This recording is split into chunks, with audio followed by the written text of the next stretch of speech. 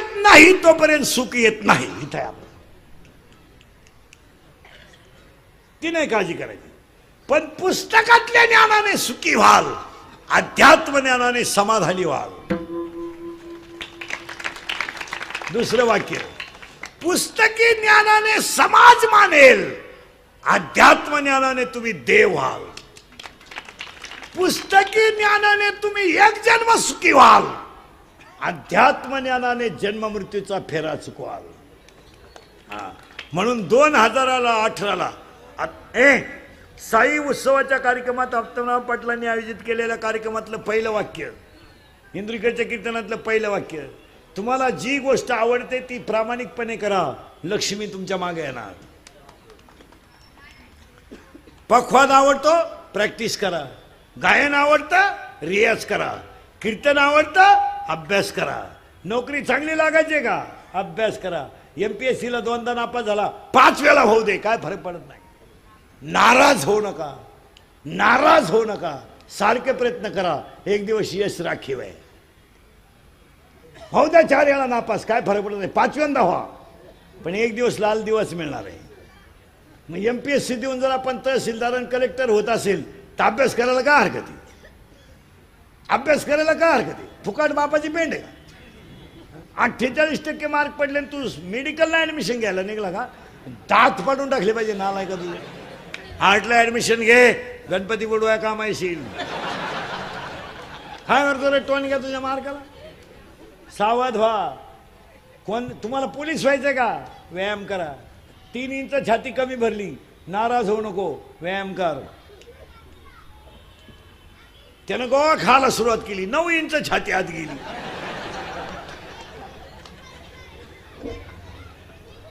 MPSC द्या, UPSC द्या, net द्या, सेट द्या, पोलीस व्हा, तहसीलदार व्हा, महिला मंडळ, पोरं पुरी नीट ऐका.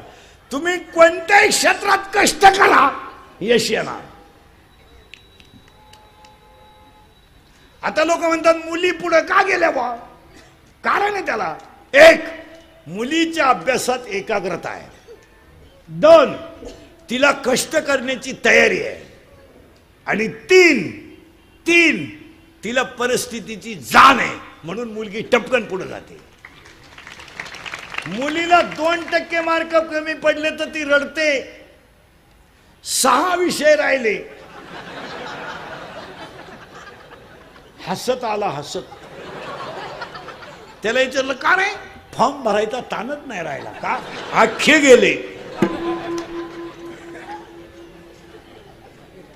मुलीला 78 पडले तर ती रडते. तिला 80ची अपेक्षा होती. मला दोन्ही मुद्दे मांडायचे आहेत, मुलाचाही आणि मुलीचाही. पोरांनो तुम्ही व्यवसाय करा, काही करा, पण पोट भरायचं शिका. पोट भरायचं शिका. यावर महिला मंडळ तुमचं म्हणणं काय? या पोरांना आहे ना तुम्ही पसायदान शिकवा. आता या सगळ्या नोकरीवाल्यांच्या बायका आहेत, तुम्हाला काही काम नाही. पाणी हा भरतोय,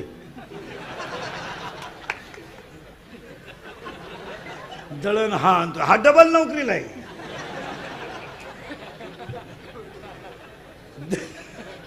हे पोरांनो पटकन सांगा मला, पाणी कोण भरतं?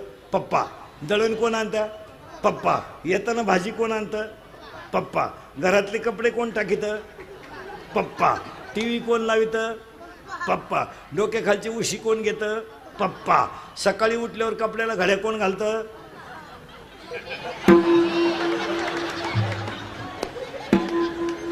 पप्पाच. मग मम्मी काय मॉडेल आहे का घरात?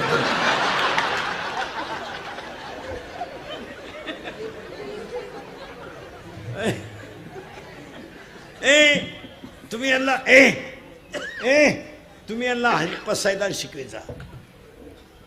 आणि पाया पडून सांगतो महिला मंडळाला, मुलगी मला आहे, मुलगी मला आहे, मुलगी तुम्हाला आहे, मुलगा मला आहे, मुलगा तुम्हाला आहे, मी तुमच्या मुलासारखा आहे.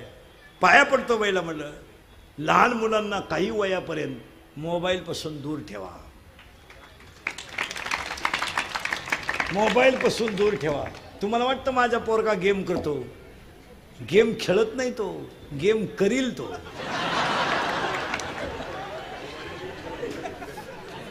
गेम आत्ता शिकतो, तो गेम खेळतोय आणि एक दिवस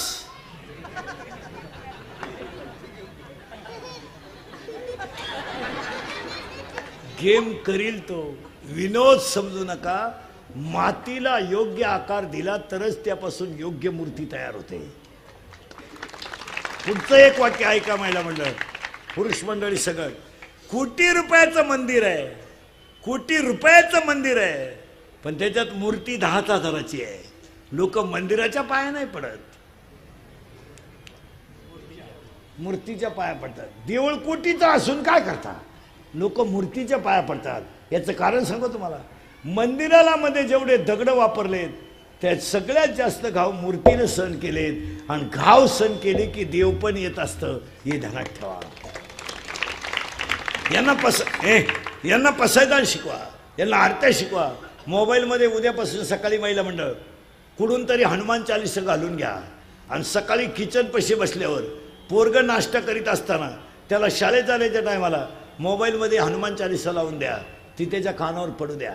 तुम्ही माना नाही तर नका मानू, सगळ्याच गोष्टी पैशाने मिळतात असं नाही, त्याला आध्यात्मिक शक्ती लागतेच. तुम्हाला वाटतं आम्ही आमच्या मुलाला ट्युशन लावू शकतो? नाही लावू शकत. तुम्ही ट्युशन लावू शकता पण संस्कार घडू शकत नाही. यांना पसायदान शिकवा, यांना आरत्या शिकवा आणि यांना मोबाईलपासून दूर ठेवा. यांना चष्मे लागण्याचं कारण काय? काय चष्मे लागण्याचं कारण आहे? मोबाईल. काय कारण आहे? पहिलीच्या पोराला चष्मा लागायचं काय कारण आहे? ज्याने त्याने आईबापांना विचार नाही करतात का आपण काय करतो? ही मुलं जर सारखी टीव्हीच पाहतात किंवा मोबाईलवर दीड तास लागणारी पोरं गेम खेळतात, दीड तास.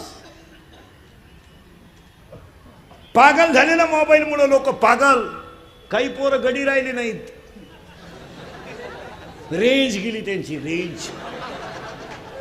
व्हायरस आला त्यांना, व्हायरस.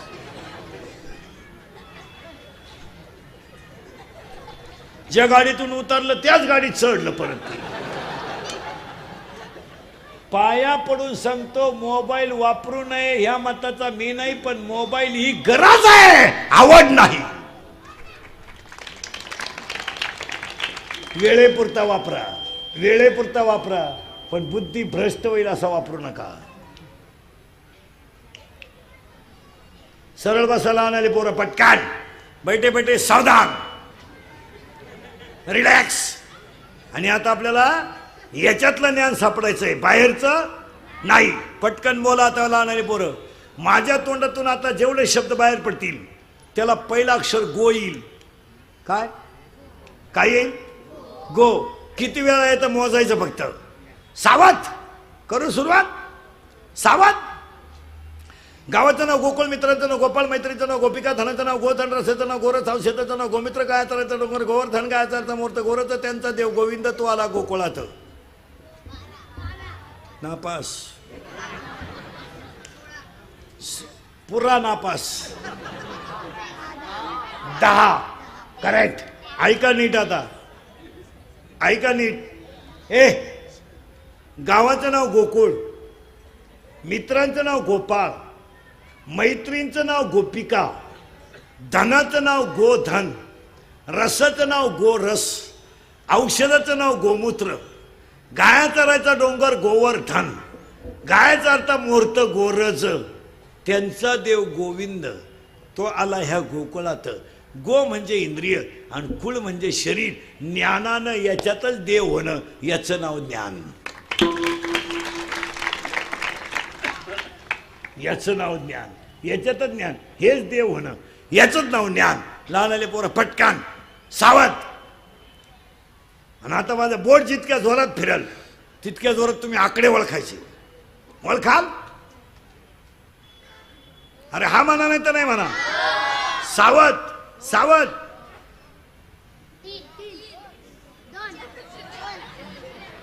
शून्य. करेक्ट. आता नीट आहे का? शून्य.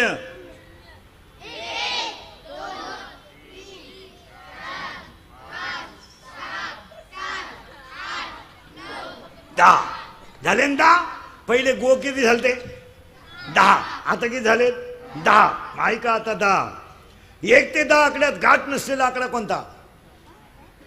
1 ते 10 आकड्यात गाठ नसलेला आकडा कोणता? 8. पण एक आकडा आतल्या गाठीचा आहे 7 आणि एक आकडा वरच्या गाठीचा आहे 9. मग गावात 3 माणसं आहेत, काही आतल्या गाठीचे आहेत, काही वरच्या गाठीचे, काहींना गाठत नाही, आणि ज्यांना गाठ नाही त्यांना संत म्हणतात.